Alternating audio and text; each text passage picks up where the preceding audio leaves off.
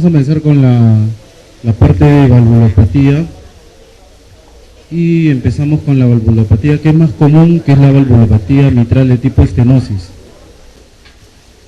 Muy bien, en la valvulopatía mitral, en primer lugar está estenosis más que todo por la frecuencia. La estenosis mitral es una de las patologías valvulares más frecuentes que se ven en el medio cardiológico. Y como ustedes pueden ver ahí, la definición es una dificultad de la válvula para abrirse, ¿no? O sea, las comisuras de la válvula mitral usualmente se fusionan, ¿no? Y esta es una característica de la estenosis mitral de tipo reumática, que es también la más común en nuestro medio, ¿no? O sea, la válvula, en otras palabras, la válvula no abre bien, ¿no? Normalmente la válvula se abre durante la diástole después de la fase de relajación isovolumétrica, ¿no? O sea, cuando termina la fase de relajación isovolumétrica, ahí se abre la válvula por diferencia de gradiente de presión. Entonces, cuando hay una estenosis, se puede auscultar un flujo turbulento después del segundo ruido, ¿no? En meso y en telediástole, ¿no? Entonces es un ciclo cardíaco, y solamente para decirles de que esta curva en verde es la curva de la presión del ventrículo izquierdo y esta curva en rojo es la curva de la aurícula izquierda, ¿no? Entonces acá tienen ustedes la fase de relajación isovolumétrica, ¿no? Cuando termina la fase de relajación isovolumétrica y el ventrículo izquierdo se relaja bien, entonces la curva de presión de la aurícula lo supera y en este momento se produce la primera fase del llenado, ¿no? Entonces, en este momento ocurre la diferencia de presión y si la válvula mitral no se abre bien, entonces acá va a haber una diferencia, como vamos a ver más adelante, en la curva de la presión auricular sobre la curva de la presión ventricular, ¿no? Este es el área valvular normal de la mitral, 4 a 6 centímetros cuadrados, y normalmente esta válvula funciona más o menos con esta área valvular en general en individuos adultos mayores, ¿no? El área de 4 a 6 centímetros cuadrados va a estar rodeado básicamente por las dos valvas. Hay una valva anterior y una valva posterior, ¿no? Pero estas valvas están adheridas a un anillo fibroso que le van a dar soporte, ¿no? Y también van a contar con cuerdas tendíneas, con músculos papilares para el funcionamiento, ¿no? Cualquier alteración de este componente mitral va a producir alteraciones en la válvula, ¿no? Ahora, ¿cómo se gradúa la estenosis mitral? O sea, ese cierre de válvula, ¿cómo se gradúa, no? Normalmente ya hemos dicho que es entre 4 a 6 centímetros cuadrados. Llamamos estenosis leve cuando está alrededor de 2 a 1.5 centímetros cuadrados, 1.5. Estenosis moderada entre 1.5 y 1 centímetro cuadrado. Y estenosis severa menos de 1 centímetro cuadrado, ¿no? La estenosis severa es lo que más comúnmente vemos nosotros en la práctica diaria, ¿no? ¿Cuál es la causa de esta estenosis mitral? A la cabeza está la fiebre reumática, ¿no? Todavía en nuestro medio y en los medios latinoamericanos, la fiebre reumática todavía produce secuelas severas, tanto en la válvula mitral como en la válvula aórtica, dejando este problema en el caso de la válvula mitral, ¿no? Hay una deformación de las válvulas, ¿no? Hay una fusión de las comisuras de ambas valvas, ¿no? Engrosamiento distal, ¿no? Y se pueden también acortar las cuerdas tendíneas, ¿no? Después tenemos la etiología congénita, ¿no? Que lo que le llaman la válvula mitral en parachute o de válvula mitral en paracaídas, ¿no? En el cual va a haber solamente un solo aparato, digamos, de cuerdas tendíneas y de músculos papilares que adhieren ambas válvulas. Y eso se puede ver muy raramente, no es una, digamos, cardiopatía congénita frecuente, pero se puede ver en cierta frecuencia en el hospital del niño, ¿no? Después tenemos la etiología sistémica.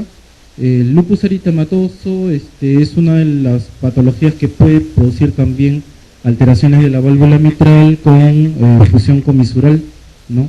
Después tenemos el carcinoide, menos frecuente la artritis reumatoide, y muy raramente la endocarditis ya curada, ya tratada, va a producir estenosis mitral. Usualmente la endocarditis lo que produce más es insuficiencias valvulares, pero se describe en la literatura que podría también haber fusión comisural, pero ya en forma mucho más rara, mucho menos frecuente, ¿no? Miren, esta es una válvula mitral y fíjense cómo hay unas nodulaciones inflamatorias justamente en el borde de cierre del endocardio de las válvulas, ¿no? Justamente en el borde de las válvulas es donde se produce la inflamación, ¿no? El fenómeno autoinmune de la enfermedad valvular reumática, y esto produce pues fusión comisural de ambas valvas, tanto de la anterior como de la posterior, ¿no? Entonces acá tenemos, por ejemplo, una válvula mitral con sus dos hojas, la valva anterior y la valva posterior, que se abren bien, ¿no? Y bueno, en una estenosis mitral severa, ¿no? La válvula prácticamente se fusiona ambas comisuras y deja un pequeño agujero para que pase el flujo sanguíneo de la aurícula izquierda al ventrículo izquierdo, ¿no? Y produce este abombamiento, ¿no? Que durante la diástole le llaman el abombamiento diastólico o la apertura de la válvula mitral en cúpula, ¿no? Se abre como una cúpula, y eso es un signo muy importante ecocardiográfico para el diagnóstico, ¿no? Fíjense que también de la válvula mitral está engrosada, ¿no? Y está fusionada, ¿no? Entonces esta característica de apertura en cúpula con engrosamiento distal de las valvas de la mitral va a corresponder a un cambio anatómico muy característico de la secuela de la fiebre reumática, ¿no? Es así como lo diagnosticamos en el ecocardiograma, ¿no? Entonces, ¿qué sucede cuando hay cierre severo de la válvula mitral, ¿no? Entonces, el que va a soportar, digamos, la presión va a ser la aurícula izquierda, ¿no? ¿Por qué? Porque no va a haber un adecuado pasaje de llenado en diástole del flujo de la aurícula izquierda hacia el ventrículo izquierdo, ¿no? Entonces hay un aumento del gradiente de presión en diástole a nivel de la válvula mitral, paralelamente con un incremento de la presión de la aurícula izquierda, ¿no? Entonces, para vencer, digamos, esa obstrucción, tiene que incrementarse la diferencia de presión entre la aurícula izquierda y el ventrículo izquierdo. Esa diferencia de presión es lo que le llaman incremento del gradiente de presión transvalvular mitral, ¿no? Y eso hace que las presiones en la aurícula izquierda aumenten, ¿no? La presión de la aurícula izquierda normal es entre 0 a 5 milímetros de mercurio. En una estenosis mitral severa puede aumentar a 25, 30 milímetros de mercurio, a 35 milímetros de mercurio, ¿no? Generando gradientes importantes, ¿no? Este esquema es bastante bueno de verlo. Fíjense cómo acá la válvula mitral está engrosada, con fusión comisural y tiene una pequeña abertura durante la diástole, ¿no? En este caso, como la válvula mitral está bastante cerrada, ¿no? El ventrículo izquierdo no va a sufrir ningún tipo de cambio hemodinámico, ¿no?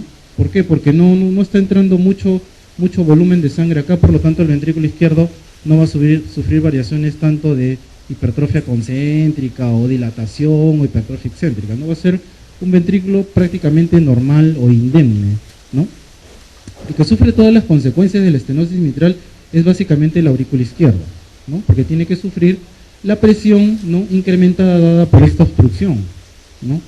Entonces, acá hay un incremento muy importante de la presión de la aurícula izquierda, y este incremento importante de la presión de la aurícula izquierda se va a transmitir a las venas pulmonares, que son las que llegan, ¿no?, hacia la aurícula izquierda. Entonces tenemos presión incrementada de la aurícula izquierda, presión incrementada de las venas pulmonares que drenan, ¿no?, la sangre hacia la aurícula izquierda, presión incrementada también del capilar alveolo pulmonar, ¿no?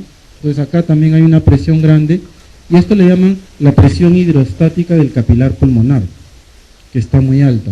Y esto es lo que genera, digamos, la trasudación del líquido del espacio intravascular capilar hacia el espacio alveolar, y esto es lo que genera la congestión pulmonar, y si son presiones muy elevadas puede generar incluso hasta un edema pulmonar agudo importante, ¿no?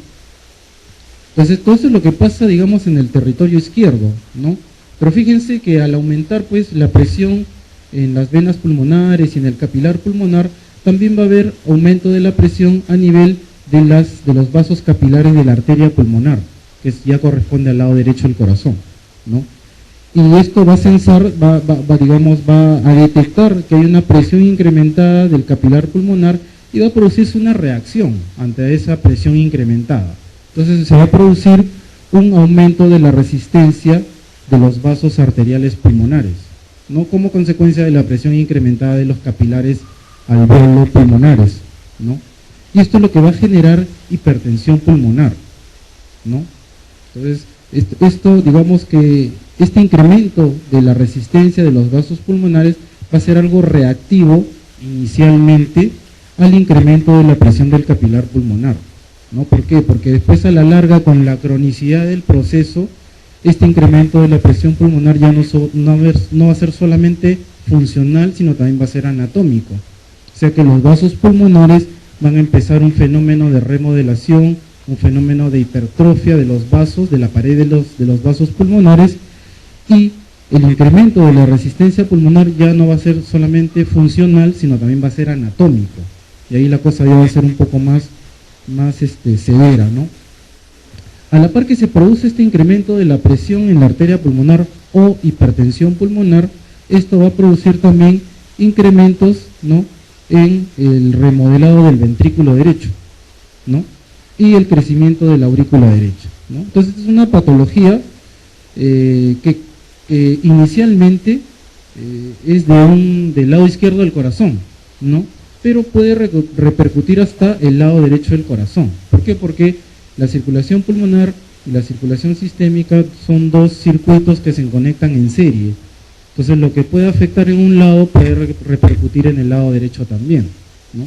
Y es por eso de que en una valvulopatía mitral de tipo estenosis va a haber crecimiento auricular izquierdo, va a haber hipertrofia de los vasos de la arteria pulmonar, va a haber hipertrofia del ventrículo derecho por la hipertensión pulmonar desarrollada y crecimiento auricular derecho, ¿no? O sea, fíjense, todo el circuito pulmonar es el que está afectado, ¿no?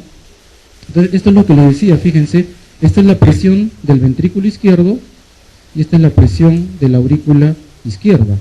Entonces, como hay este fenómeno de la estenosis mitral, entonces eso va a crear un gradiente en diástole. Acá estamos, la diástole se inicia acá durante el proceso de relajación isovolumétrica, ¿no? Y va a haber una gradiente de presión entre la aurícula izquierda y el ventrículo izquierdo, ¿no?, en diástole. Este gradiente de presión va a generar, digamos, el soplo diastólico, que puede ser en meso, telediástole, ¿no? Y va a haber un reforzamiento, lo que le llaman el reforzamiento presistólico por la contracción auricular, ¿no? La contracción auricular tiene que ser más enérgica porque hay una obstrucción en el llenado del ventrículo izquierdo. Por eso que a este reforzamiento se le llama acentuación o reforzamiento presistólico, ¿no? Miren esta gradiente, y lo que normalmente debería estar es así, ¿no? La gradiente entre el ventrículo izquierdo y la aurícula izquierda es mínimo, es algo pequeño nada más, ¿no? Entonces, a nivel de la aurícula izquierda, aumenta la presión de la aurícula izquierda, aumenta el gradiente de presión diastólica entre la aurícula izquierda y el ventrículo izquierdo, y eso es lo que le llaman incremento del gradiente transmitral entre aurícula izquierda y ventrículo izquierdo, ¿no? Ahora, la presión de la aurícula izquierda normal es entre 5 a 12 milímetros de mercurio. Ese es, digamos, el rango normal. Y la presión en la aurícula izquierda puede aumentar hasta 35 o 40 milímetros de mercurio, cuando hay una estenosis severa, ¿no? Y acá en este caso hay una severa, digamos, estenosis mitral que va a producir que haya un llenado alterado. O sea, el llenado del ventrículo izquierdo no es normal, ¿no?, por la estenosis severa y por el gran gradiente. Todo se está quedando en la aurícula izquierda y poco está pasando al ventrículo izquierdo. Entonces hay una alteración también en el llenado del ventrículo izquierdo, y eso puede producir también bajo gasto cardíaco, ¿no? Si hay disminución en el llenado del ventrículo izquierdo, tiene que haber también un volumen diastólico final disminuido, por lo tanto también va a haber un volumen latido disminuido, y eso va a generar también gasto cardíaco disminuido, ¿no?, solamente por la estenosis mitral, ¿no? Nuevamente, esta es la curva de presión. Fíjese, esta es la onda de presión de la aurícula izquierda, esta es la onda de presión del ventrículo izquierdo, ¿no? Acá está empezando la diástole, acá tenemos la sístole, acá arranca la diástole, y fíjense cómo durante la diástole la presión de la aurícula izquierda está muy incrementada, por encima de la presión en diástole del ventrículo izquierdo, generando este gradiente transvalvular mitral en diástole, ¿no? Fíjense, se ha hecho un estudio entre la relación que hay entre la presión en la aurícula izquierda o el área valvular mitral con el gasto cardíaco normal, ¿no? Fíjense, este es un paciente normal, ¿no? Donde tiene un área valvular mitral normal entre 4 a 6 centímetros cuadrados, tiene una presión en la aurícula izquierda normal, alrededor de 2 o 3 milímetros de mercurio, ¿no? Pero fíjense, un paciente con estenosis mitral donde progresivamente el área va disminuyendo a 2, a 1.5, a 1 centímetro cuadrado y menos, ¿no? Esta es la estenosis mitral severa. Fíjense, a medida que va aumentando el gradiente de presión o va aumentando la presión en la aurícula izquierda en forma importante, fíjense cómo el gasto cardíaco también está cayendo. En una estenosis severa, fíjense que el gasto cardíaco puede caer por debajo de 4 o 5 litros por minuto, ¿no? Entonces, esto es lo que genera también no solamente síntomas de presiones incrementadas en la aurícula izquierda, como son todas las manifestaciones de disnea, disnea paroxística nocturna, ortopnea, etcétera, etcétera, sino que también puede manifestarse con síntomas de bajo gasto, que clásicamente son la fatiga, ¿no? Entonces acá la clave es buscar signos y síntomas de incrementos de la presión de la aurícula izquierda, ¿no? Este incremento de la presión genera pues crecimiento y dilatación de la aurícula izquierda, que es lo que vamos a ver, ¿no? Por lo tanto hay un aumento del volumen de la aurícula izquierda, ¿no? Y este aumento del volumen de la aurícula izquierda va a empezar a remodelar la aurícula izquierda y la va a empezar a fibrosar. O sea, con la enfermedad crónica, con los años de evolución, esta aurícula izquierda puede convertirse en una bolsa fibrótica, ¿no? Que no se contrae, ¿no? Y va a empezar a producir focos ectópicos supraventriculares y van a empezar a producirse arritmia supraventricular, ¿no? Y le van a haber extrasístoles supraventriculares, puede haber flúter auricular y puede haber fibrilación auricular, que es donde termina básicamente este paciente, ¿no? Aumento de la presión hidrostática, ¿no? A nivel del capilar alveolo arterial, ¿no? Con un aumento de la rigidez pulmonar y del trabajo respiratorio. Esto también contribuye a la disnea del paciente, ¿no?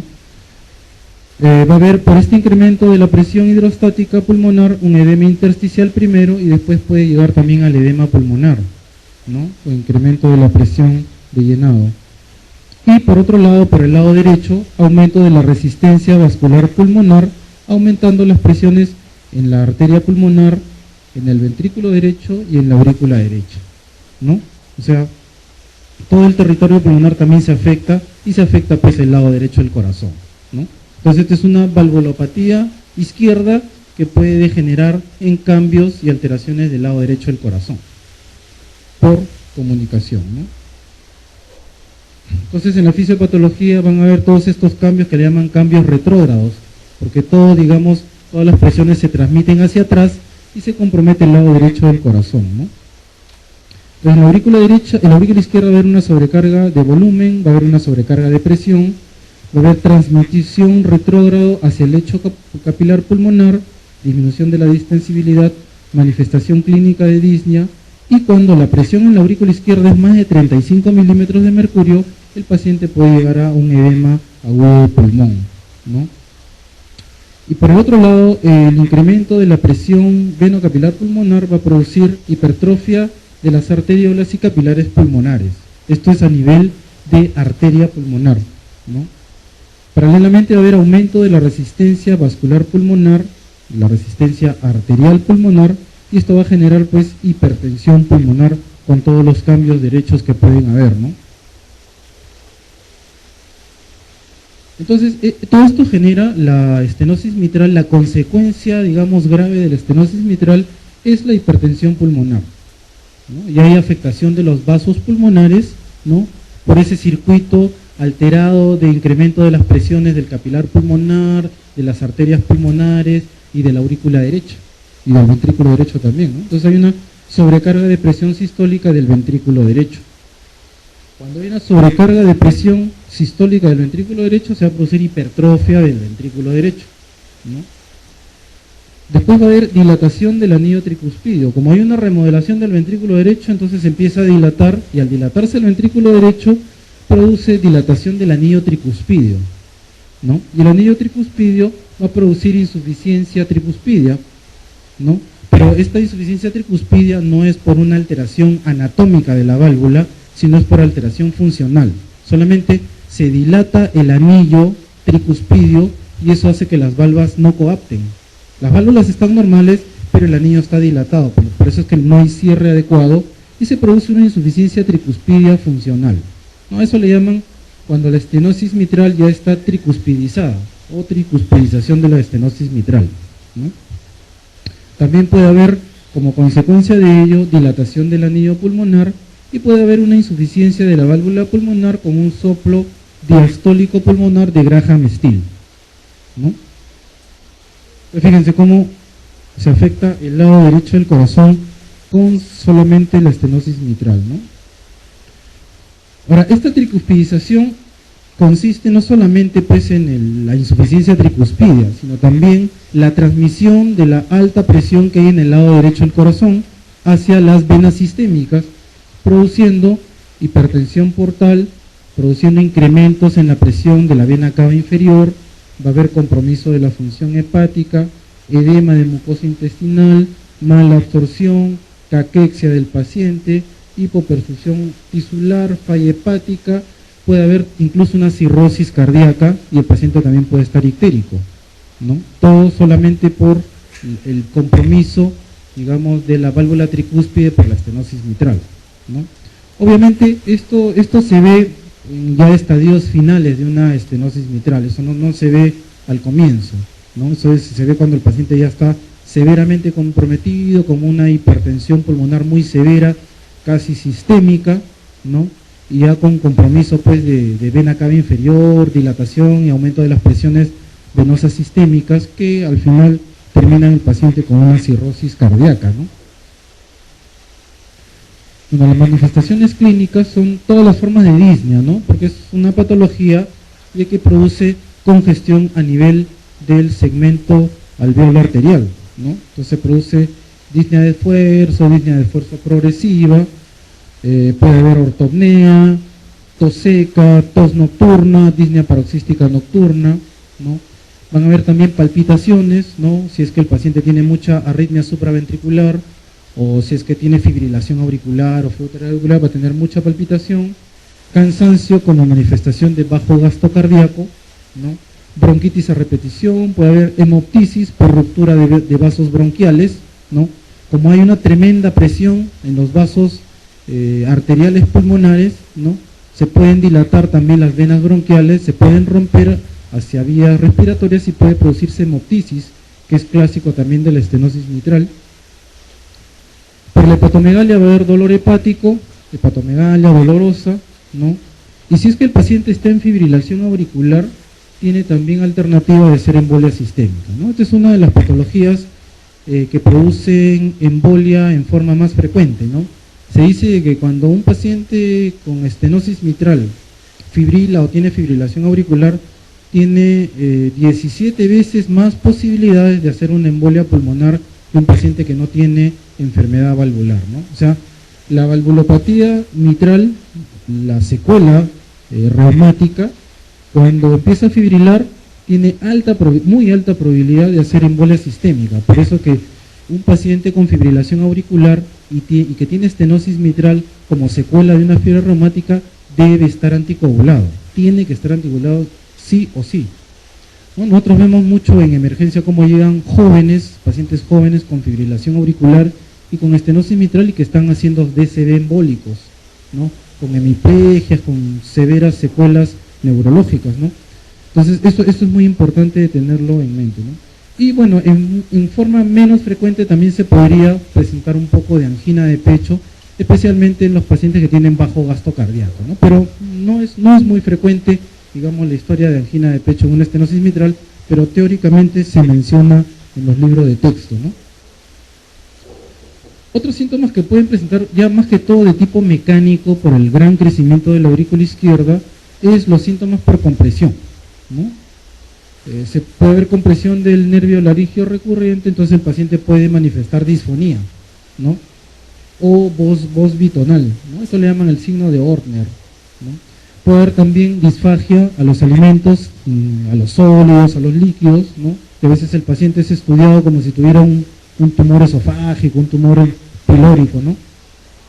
Y como consecuencia de a veces de afectación o elevación del bronquio principal izquierdo, incluso hasta se ha descrito colapso pulmonar, ¿no?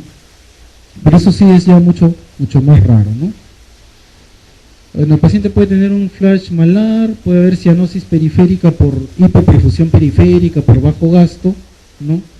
Pero básicamente en la palpación lo que se encuentra es el impulso ventricular derecho, ¿no? En este caso, como les dije, el ventrículo izquierdo no va a estar afectado en lo absoluto, ¿no? Porque es una válvula que está prácticamente cerrada y por lo tanto el ventrículo izquierdo está indemne, ¿no? Ni se dilata, ni se hipertrofia, ni le pasa nada. El problema es en el lado derecho, ¿no? Entonces por eso es que en la palpación lo que van a palpar básicamente es un latido paraesternal bajo izquierdo, que es el impulso ventricular derecho, ¿no? El impulso ventricular derecho, eso sí van a palpar en estenosis mitral. A veces en la punta del corazón pueden palpar también un frémito en diástole, ¿no? Que usualmente es en la estenosis, en la fase más severa de la estenosis, ¿no? E incluso se puede palpar el cierre de la válvula mitral que corresponde al primer ruido cardíaco, ¿no? O sea, ustedes pueden palpar el primer ruido cardíaco, ¿no? Que es el cierre de la válvula mitral y tricuspidia. Entonces, como la válvula mitral está estenótica, el componente mitral del primer ruido es muy intenso, ¿no? Ustedes cuando ausculten, el primer ruido va a estar bien intenso, pero es tan intenso que a veces incluso se puede palpar. Se palpa el primer ruido cardíaco o el cierre de la válvula mitral, ¿no? Y eso sí lo he palpado, porque yo me acuerdo cuando era estudiante, cuando recién ingresé a la residencia de cardiología, los cardiólogos en el centro donde me entrené hacían diagnóstico de estenosis mitral con la mano, ni siquiera ponían el estetoscopio, ¿no? O sea, hacían toda la información, lo primero que le ponían era la mano y se palpaba el primer ruido aumentado. Ese era diagnóstico ya prácticamente clínico de estenosis mitral, ¿no? Y eso sí se puede observar, ¿no? Bueno, la auscultación también es bastante útil, ¿no? Y esto lo llaman pues el ritmo de De Grossier, ¿no? Como les dije, el primer ruido es intenso o brillante, es un primer ruido aumentado realmente, ¿no? Es un buen primer ruido, ¿no? Después viene el segundo ruido, después del segundo ruido viene el chasquido de apertura, el soplo diastólico, que le llaman el retumbo diastólico, y después hay un refuerzo presistólico, ¿no? Por ejemplo, acá ustedes tienen el primer ruido aumentado, ¿no? Después acá tienen el segundo ruido con sus dos componentes, el aórtico y el pulmonar, ¿no? Después recién viene la diástole, donde está el chasquido de apertura mitral. Después viene el rodamiento diastólico, que realmente no es un soplo, sino es un rodamiento. Y en pacientes que tienen ritmo sinusal, hay un reforzamiento presistólico debido a la contracción enérgica de la aurícula izquierda, ¿no? Entonces, esta es, digamos, la auscultación de la estenosis mitral clásica, ¿no?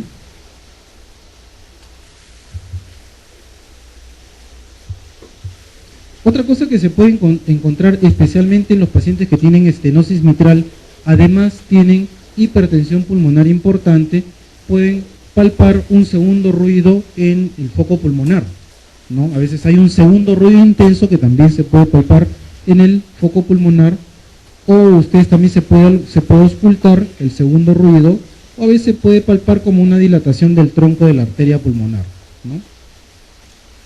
O bueno, los que describen bastante la semiología pueden encontrar también matidez en esa zona, pero no es muy frecuente encontrar eso, ¿no?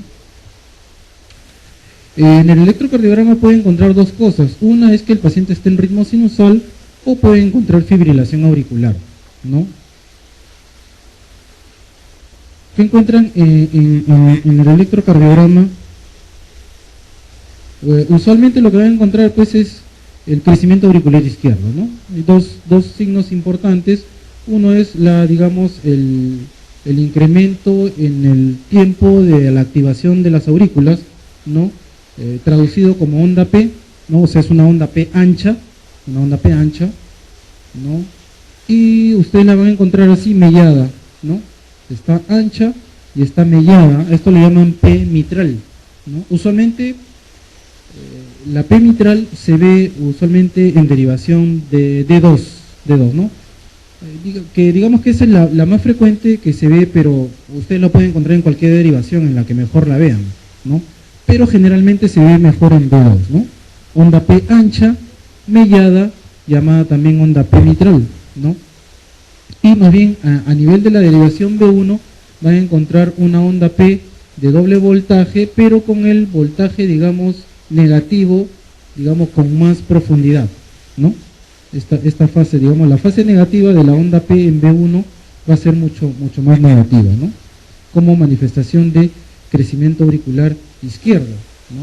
El ventrículo izquierdo va a estar normal, a veces se puede acompañar también un poco de crecimiento del ventrículo derecho, ¿no? Y la manifestación de esto podría ser una onda S persistente en D1, ¿no? En D1 normalmente la onda S debe ser chiquita, ¿no? Pero a veces se profundiza la onda S como manifestación de crecimiento de ventrículo derecho, ¿no?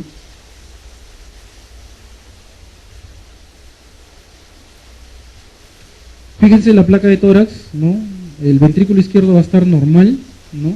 Van a encontrar un incremento de la curvatura de la aurícula izquierda, ¿no? Acá está la curvatura de la aorta, aquí está la arteria pulmonar, y acá está la aurícula izquierda, y acá está el ventrículo izquierdo. El ventrículo izquierdo va a estar de tamaño normal. Aquí no va a haber cardiomegalia de tipo izquierdo, ¿no? Lo que hay que buscar es esta prominencia de la aurícula izquierda, y acá en el lado derecho de la silueta cardíaca hay una imagen que le llaman el doble contorno, ¿no? Que se ve un poco acá, ¿no? Pero el doble contorno significa de que hay una porción de la aurícula izquierda que está crecida y está saliéndose del contorno derecho, ¿no? Porque en una placa de tórax así frontal, la aurícula izquierda crece como un almohadón, ¿no? Como una almohadita así, ¿no? Entonces va a crecer por este lado y va a crecer por este lado también, ¿no? Y en una placa lateral, ¿no? Acá está la columna, aquí está el ventrículo derecho, que el ventrículo izquierdo, miren cómo hay un crecimiento de la aurícula izquierda, porque la aurícula izquierda es posterior, entonces crece hacia atrás, ¿no?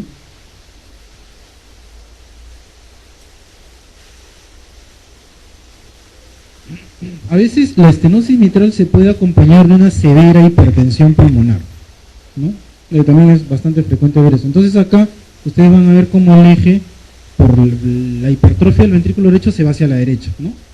Eje a la derecha, ¿no? Puede acompañarse también ya no solamente de P mitral, sino, fíjense, puede haber una P pulmonar también. P pulmonar es cuando la onda P tiene un voltaje de más de 2.5 milímetros hacia arriba, ¿no? En voltaje, en milímetros. 2.5 milímetros ya se acompaña de una P pulmonar, ¿no?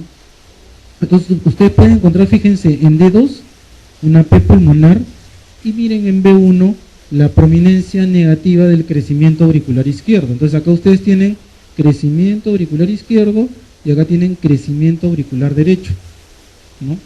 Tienen acá el eje desviado a la derecha y miren B1, en B1 normalmente debe haber una R chiquita con una S profunda, pero en este caso todo está hacia arriba, eso es por la hipertrofia del ventrículo derecho, ¿no? Entonces es un electroclásico de una estenosis mitral.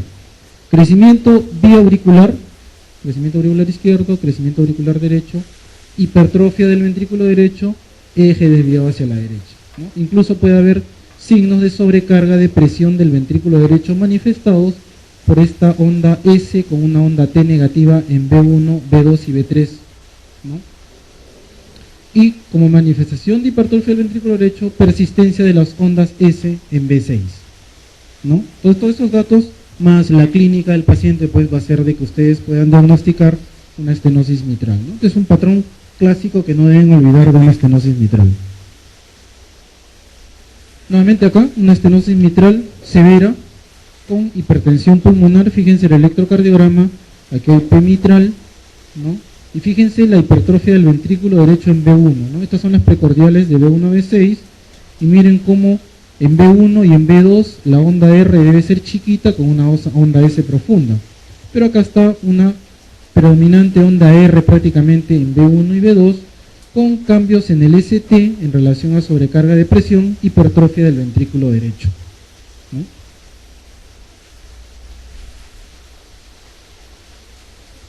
Ahora, ¿qué cosa nos puede hacer confundir la estenosis mitral? ¿No?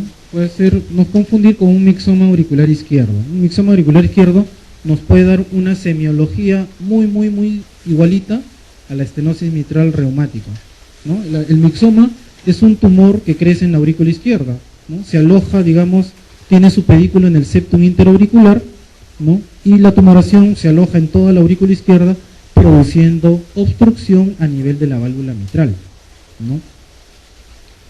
Ahora, un trombo gigante en la aurícula izquierda también se puede ver, y eso también puede generar un fenómeno mecánico de obstrucción en el llenado de la aurícula izquierda, ¿no? Y en tercer lugar, un cor triatriatum, también que es, digamos, una aurícula izquierda, ¿no? Que tiene dos cavidades, hay un septo que lo está, digamos, dividiendo en dos, y eso funciona también como una obstrucción al llenado del ventrículo izquierdo, funciona como una estenosis mitral, ¿no? Se ve también con relativa frecuencia, ¿no? De estos tres, lo que más vemos son trombos en aurícula izquierda y con cierta frecuencia también el mixoma de aurícula izquierda, ¿no? Y una pregunta, dice, varón de 30 años, joven, presenta disnea a medianos esfuerzos, tiene una presión de 100/60, la auscultación, primer ruido incrementado, segundo ruido acentuado también en foco pulmonar, chasquido de apertura durante la expiración, retumbo diastólico en decúbito lateral izquierdo. ¿Cuál es el diagnóstico probable? ¿No? Si ya pues tiene todo, pues, ¿no? Tiene disnea con manifestación de incremento de la presión de la aurícula izquierda, primer ruido aumentado, el segundo ruido aumentado seguramente debe tener hipertensión pulmonar, chasquido de apertura, soplo diastólico, estenosis mitral, ¿no? Otra pregunta, esta es una mujer de 32 años que refiere haber presentado un episodio de fiebre reumática durante la niñez, ¿no? Se presenta con disnea de esfuerzos asociada con hemoptisis en algunas ocasiones. En el examen le encuentran chasquido de apertura y en el estudio ecocardiográfico, acá es ecocardiográfico más que electrocardiográfico, bueno, electrocardiográfico también, ¿no? ¿Qué cosa esperarían encontrar? Hipertrofia del ventrículo izquierdo, aumento del diámetro del ventrículo izquierdo en el fin de diástole, aumento del diámetro de la aurícula izquierda, bloqueo completo rama izquierda del haz de His. ¿Cuál sería? Aumento del diámetro de la aurícula izquierda, ¿no es cierto? Es una estenosis mitral, ¿no? Obviamente. Hemos dicho ya que en la estenosis mitral no tiene por qué haber hipertrofia del ventrículo izquierdo, ¿no? El ventrículo está intocable ahí, ¿no? Por la estenosis mitral, ¿no? Aumento del diámetro tampoco, pues evidentemente, pues no. Si no hay una sobrecarga en el ventrículo izquierdo, no tiene por qué dilatarse ni por qué hipertrofiarse, ¿no? Y bloqueo completo de rama izquierda usualmente no se asocia a estenosis mitral, ¿no? Bueno, este es el ecocardiograma que finalmente les va a dar el diagnóstico. En el ecocardiograma ustedes pueden, digamos, paralelamente hacer una comparación anatómica. Miren, como les decía, ¿no? La válvula mitral está engrosada distalmente y se abre como una cúpula, ¿no? Acá lo pueden ver, esta es la aorta, que está acá, con su válvula. Esto de acá, lo que está encima es el ventrículo derecho, ¿no? Esto de acá es el ventrículo izquierdo, que está acá, ¿no? Y acá está la válvula mitral en diástole, que se está abriendo en una forma de cúpula con engrosamiento distal, ¿no? Esa es una clásica imagen de la estenosis mitral, ¿no? Acá también, fíjense, ¿no? El engrosamiento distal de la válvula mitral, el crecimiento de la aurícula izquierda. Normalmente, miren, acá está la arteria aorta, la raíz de la aorta está acá. Normalmente el diámetro de la aurícula izquierda es más o menos igual al diámetro de la aorta, o sea, la aurícula izquierda debe estar por acá más o menos. Pero fíjense cómo la aurícula izquierda ha crecido, ¿no? Tremendamente, más la apertura en cúpula, pues es una estenosis mitral, ¿no? Ventrículo derecho izquierdo de tamaño normal, ¿no? Pero ni se ve. Aquí también incluso hay componente de las cuerdas tendinas que también están engrosadas, ¿no? Eso también se puede ver en el ecocardiograma, ¿no? La severidad de la estenosis mitral por eco se puede graduar fácilmente, se puede medir en forma bastante exacta, bastante certera del área de la estenosis de la válvula mitral, ¿no? Este es lo que le llamamos nosotros el apical 4 cámaras, ¿no? Acá está el ventrículo izquierdo, la aurícula izquierda, aurícula derecha y ventrículo derecho. Septum interventricular, septum interauricular. Fíjense el crecimiento importante de la aurícula izquierda. Y miren acá al costado tenemos el drenaje de las venas pulmonares, que son 4. Y las venas pulmonares también están ingurgitadas. Eso significa de que hay una tremenda presión en la aurícula izquierda que está dilatando las paredes de las venas pulmonares. Y eso es manifestación de presión incrementada de la aurícula izquierda y obviamente de las venas pulmonares y del capilar pulmonar también, ¿no? Otra cosa que nos dice que la presión está incrementada acá en la aurícula izquierda es que el septum se está abombando un poco hacia el lado derecho, ¿no? Cuando el septum se abomba hacia el lado derecho es porque la aurícula izquierda tiene una presión incrementada definitivamente, ¿no? Por el crecimiento de la aurícula derecha, ¿no? Y bueno, como les digo, se puede determinar en forma muy precisa y muy exacta el área valvular mitral. Y también podemos determinar el gradiente transvalvular, ¿no? O sea, aparte de tener el criterio de severidad por el área, podemos encontrar criterio de severidad a través del gradiente transmitral, donde cuando tenemos un gradiente de más de 12 en reposo, ¿no? Estamos hablando de una estenosis mitral severa, ¿no? Las complicaciones de la estenosis mitral son el edema agudo de pulmón, ¿no? A veces un paciente con estenosis mitral severa está yendo más o menos bien, pero bruscamente hace una fibrilación auricular con respuesta alta, ¿no? Y llega a la emergencia en edema pulmonar, ¿no? Porque obviamente cuando un paciente tiene una fibrilación auricular, o sea que tiene una restricción al llenado ventricular por la estenosis, ¿qué cosa es lo que nos conviene? Lo que nos conviene es tener una diástole prolongada, ¿no? O sea, lo que nos conviene es bradicardizar al paciente para que aumente el tiempo de diástole y aumente el llenado ventricular, ¿no? Por eso que nosotros le damos a los pacientes con estenosis mitral, le damos beta bloqueadores, ¿no? Para aumentar el tiempo de diástole, y eso hace de que se llene mejor el ventrículo izquierdo. Pero ¿qué pasa cuando el paciente bruscamente arranca con una fibrilación auricular paroxística? La fibrilación auricular usualmente es de respuesta alta, 130, 140 por minuto. Entonces un paciente que de repente estaba bien estable, con 60 latidos por minuto, obviamente con 130, 140, pues el llenado va a ser mucho menor, porque la diástole se va a cortar por la taquicardia, y termina pues incrementando más severamente la presión de la aurícula izquierda y llega a la emergencia de un edema de pulmón, ¿no? O sea, viene con una fibrilación auricular con respuesta alta y un edema de pulmón, ¿no? Eso ocurre también frecuentemente, ¿no? Otra cosa es en el paciente ya fibrilador crónico, ¿no? Puede, como hemos dicho, degenerar en embolia sistémica, ¿no? Es otro problema que también grave que puede producir la estenosis mitral. Y finalmente, si tiene la mala suerte de por ahí hacerse una intervención con liberación de gérmenes hacia la circulación, puede terminar en una endocarditis infecciosa, ¿no? Entonces, estos 3 tipos de pacientes se ven mucho en emergencia, ¿no? Un edema de pulmón por FA en un paciente con estenosis mitral, o un paciente joven que llega con una embolia cerebral y con hemiplegia, ¿no? Por la estenosis mitral y fibrilación auricular, o un paciente con endocarditis infecciosa después de una intervención dentaria, otro tipo de intervención, ¿no? Una pregunta: ¿cuál es la causa más común de embolia de origen cardíaco? Estenosis, enfermedad mitral con fibrilación auricular, disección de aorta, endocarditis protésica precoz, miocardiopatía dilatada, endocarditis protésica. ¿Cuál sería? La A, ¿no? Obviamente la A es una de las más frecuentes, ¿no?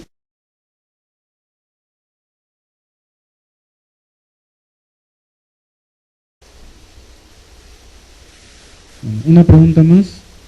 Un paciente con estenosis mitral reumática de larga evolución entra súbitamente en fibrilación auricular. ¿Cuál de estos signos exploratorios no estará presente? Primer ruido aumentado o primer tono fuerte, segundo tono ampliamente desdoblado, soplo diastólico de llenado, chasquido de apertura, onda en el pulso venoso yugular. ¿Cuál sería la respuesta? Es la E realmente, ¿no? ¿Por qué? Porque en el pulso venoso yugular, ¿no? Tienen ustedes todas estas curvas del pulso venoso. La onda A corresponde a la contracción auricular, ¿no? La onda A corresponde a la contracción auricular y justamente cuando el paciente fibrila, ¿no? Desaparece pues la contracción auricular, por lo tanto desaparece la onda A del pulso venoso yugular, ¿no? Esa sería la respuesta, ¿no? Bueno, el manejo de la estenosis mitral depende mucho de cuánto de área valvular tiene el paciente o determinar la severidad entre el área valvular y el gradiente transvalvular, ¿no?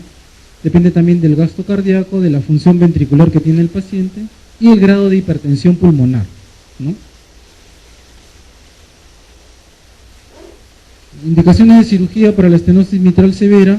Tenemos acá estenosis mitral severa con signos de insuficiencia cardíaca clase funcional 3-4, ¿no? O sea, un paciente que tiene disnea con clase funcional 3-4 más una estenosis mitral severa, ese va de frente a sala de operaciones a operarse, ¿no? O estenosis mitral severa con hipertensión pulmonar, ¿no? Si tienen una presión sistólica de arteria pulmonar entre 60 y 80 que ya está entrando a una hipertensión pulmonar severa, ¿no? Aunque tenga clase funcional 1 y 2, con esta hipertensión pulmonar debe entrar también a reemplazo de válvula mitral, ¿no? Por la hipertensión pulmonar, ¿no?